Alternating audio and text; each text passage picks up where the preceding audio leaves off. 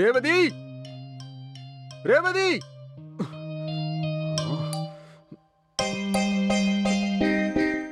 ரேவதி.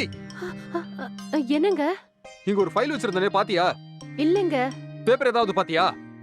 இல்லங்க, நான் எதுவும் பார்க்கல. அப்படியா? அப்படின்னா எங்க போச்சு அது? என்ன ஆச்சுங்க? என்ன ஆச்சா? இங்க ஒரு இம்பார்ட்டன்டான பேப்பர் வச்சிருந்தேன். அப்படியா? அது என்ன கலர்ல இருக்குங்க? ஒயிட் கலர்ல இருக்குன்னு சொன்னல. இன்னைக்கு காலையில க்ளீன் பண்ணியே, ஏதாவது பாத்தியா? ஒரு நிமிஷம் இருங்க, தோ வந்துடுறேன். ஐயோ, நிமிஷமா? எங்க போய் தொலைஞ்சது அது?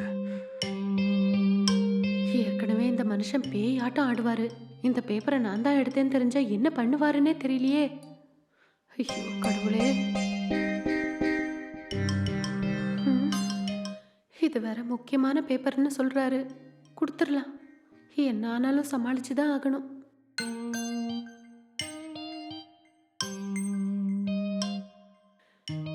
என்னங்க இதுவா? இதேதான். இந்த பேப்பர் எப்படி உனக்கு கிடைச்சது? அது இது வேஸ்ட் பேப்பர்னு நினைச்சு வீடு கிளீன் பண்றப்போ டஸ்ட்பின்ல எடுத்துட்டு போய் போட்டேங்க. அது பெட்டு கீழே கிடந்ததுங்க.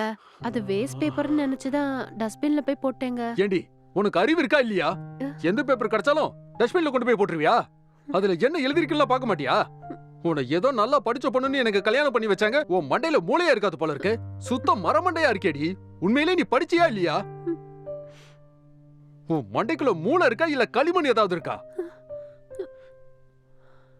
இப்படி எல்லாம் இருந்தா எனக்கு செட் ஆகாது. இது எவ்வளவு இம்பார்ட்டன்டான பேப்பர்னு தெரியுமா? ஒரு பேப்பர் கீழே கிடந்தா அது என்ன பேப்பர்னு கேட்டுட்டு தானே டஸ்ட்பின்ல போடணும். உன்னை கட்டி வச்சாங்க பாரு, என் வீட்டு ஆளுங்களை சொல்லணும்.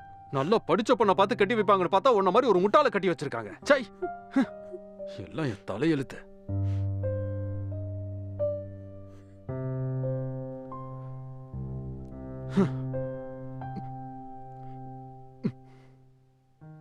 டேய், யாருப்பா நீ? ஹாய் சார், நான் ரேவதியோட ஃப்ரெண்டு சார். என் வீட்டு கிரக பிரவேசத்துக்கு இன்விடேஷன் கொடுக்கலான்னு வந்தேன். இங்க பாரு, நீ இதே மாதிரி இருந்தனா தயவு செஞ்சு உங்க வீட்டுக்கு போயிடு. எனக்கு ஏத்த மாதிரி இங்க இருக்க முடிஞ்சா மட்டும் இரு, புரிஞ்சதா? ஆபீஸ் கிளம்புறேன்.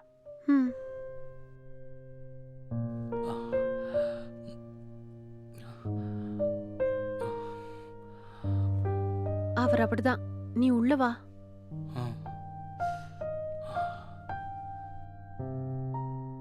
அம்மா, வீட்டுக்காரர் என்ன உன் மேல இவ்வளவு கோவப்படுறாரு?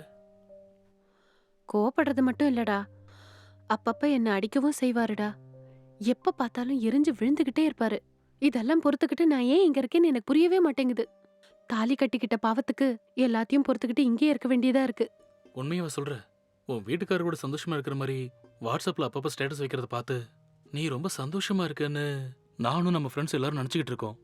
ஆனா நீ இத்தனை நாளும் எங்களை ஏமாத்திட்டு இருந்திருக்கல. ஆமாண்டா, நான் இங்க நரகத்துல இருக்கிற மாதிரி இருக்கு. நான் இங்க இவ்ளோ கஷ்டப்படுறது தெரிஞ்சா சொந்தக்காரங்க உங்கள மாதிரி ஃப்ரெண்ட்ஸ் எல்லாம் வருத்தப்படுவீங்கன்னு தான் நான் சந்தோஷமா இருக்கிற மாதிரி வாட்ஸ்அப்ல ஸ்டேட்டஸ் வச்சுக்கிட்டு இருக்கேன். என்ன பண்றது, என் தலையில அப்படி எழுதிருக்கு. இந்த மாதிரி தினம் தினம் குடும்பப்படுத்துற புருஷன் கூட எப்படி உன்னால குடும்பம் நடத்த முடியுது? பேசாம டைவர்ஸ் வாங்கிட்டு தனியாவே வாழ்ந்துடலாமே. நீ நல்லா படிச்சிருக்கல. படிச்சிருந்தா எனக்கு கல்யாண வயசுல 3 தங்கச்சிங்க இருக்காங்க. இவரை நான் டைவர்ஸ் பண்ணிட்டு எங்க வீட்டுல போய் இருந்தா அவங்களுக்கு கல்யாணம் ஆகுமா? எங்க அப்பா அம்மா முதல்ல என்னை ஏத்துக்குவாங்களா? அதனாலதான் இங்க என்ன நடந்தாலும் அது எனக்குள்ளேயே மூடி வச்சுக்கிறேன். என்ன சொல்ற நீ? அவங்க லைஃப பத்தி யோசிச்சு நீ உன்னோட லைஃப தொலைச்சிட்டு இருக்க போறியா? என்னமோ போ. உன்னோட நிலைமையை பார்த்தா உண்மையிலேயே என்னால தாங்கவே முடியல. நான் புதுசா வீடு கட்டியிருக்கேன். கிரக பிரவேசத்துக்கு நீ கண்டிப்பா வந்துரு. என்ன?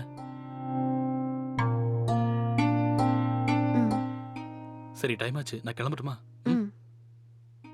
வரேன்.